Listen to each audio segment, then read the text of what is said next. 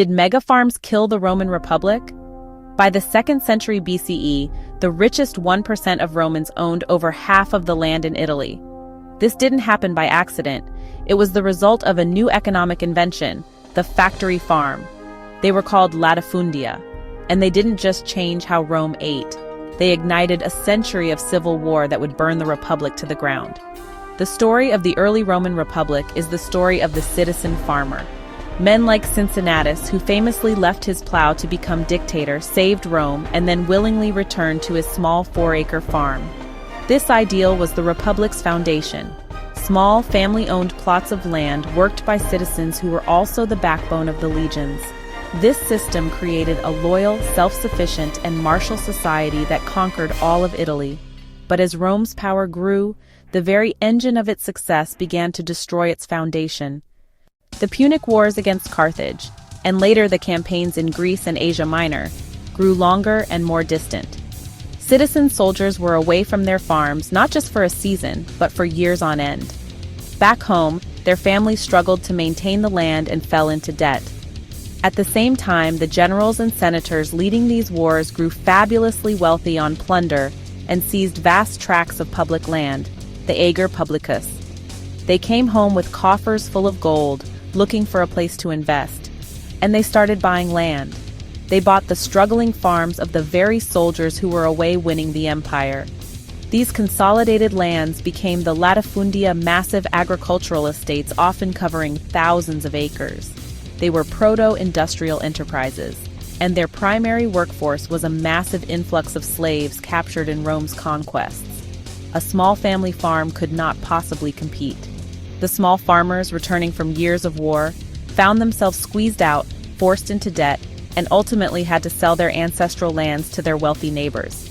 This process displaced a huge portion of the Roman citizenry, who then flocked to the cities, especially Rome, looking for work and creating a volatile, landless underclass.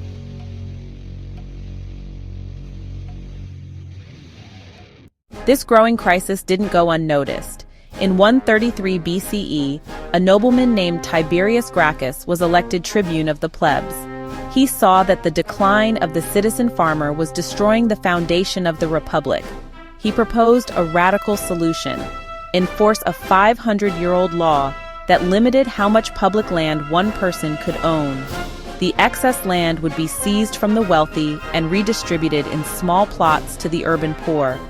The Senate, filled with the very men who owned the Latifundia, was furious. They saw Tiberius as a revolutionary threatening their wealth and power. When Tiberius ran for an unprecedented second term, the situation exploded. A mob of senators and their clients, led by the chief priest of Rome himself, stormed the assembly. They beat Tiberius Gracchus and 300 of his followers to death with clubs and makeshift weapons. It was the first time political disagreement in Rome had ended in open bloodshed in centuries. A decade later, his brother Gaius would try to continue the reforms. He and thousands of his supporters would also be hunted down and killed. The era of political assassination and civil war had begun. So here's a question. When a system creates massive inequality, are those who try to change it heroes fighting for the people, or demagogues breaking the rules? Let me know in the comments. The Latifundia were a masterclass in economies of scale.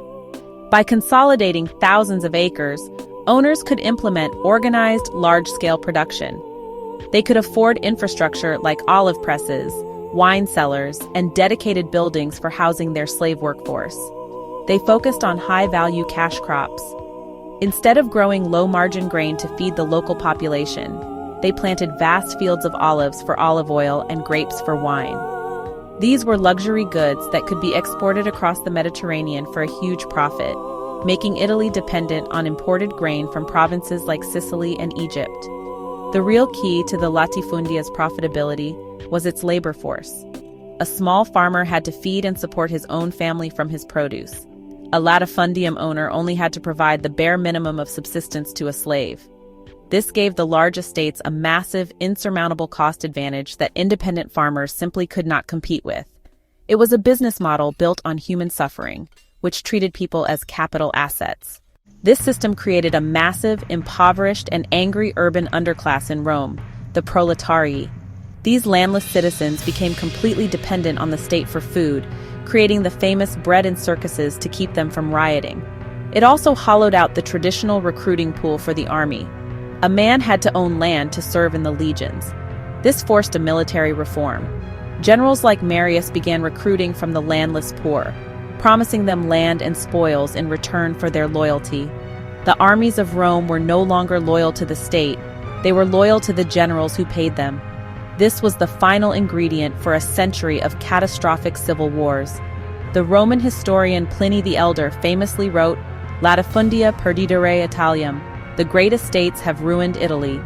He saw that when an economy prioritizes the concentration of wealth over the stability of its middle class, it sows the seeds of its own collapse.